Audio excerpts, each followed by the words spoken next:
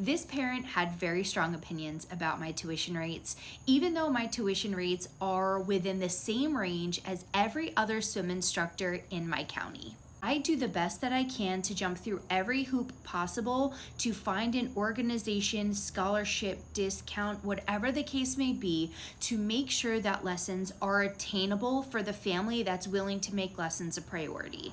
I understand that as parents, we have budgets and we all define reasonable within a different standard based on that budget.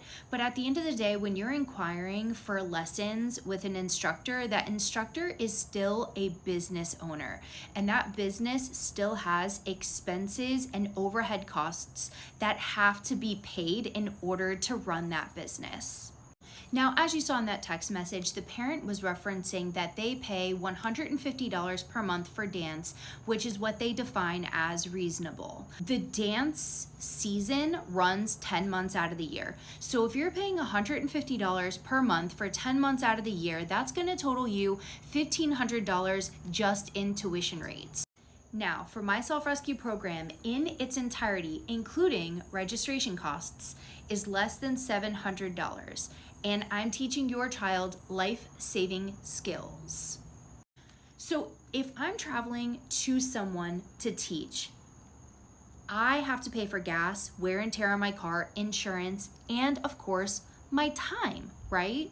In the time that it takes for me to travel to one person's home, teach, and then come back, depending on the distance, I could have taught 4 to 8 kids if I were to have stayed in one spot and have parents come to me.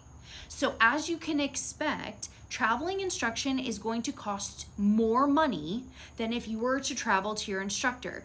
So again, while I understand every family has their own budget, that's not to say that a business owner doesn't have business expenses on their end to run their business.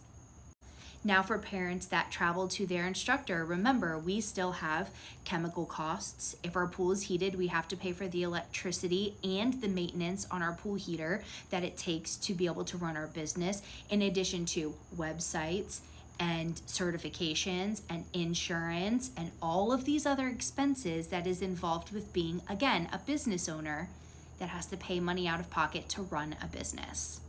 I hope this helps provide clarity to the parents who don't quite understand why tuition rates are what they are, and a friendly reminder to be understanding with your instructor when inquiring. I'll see you guys in the next one.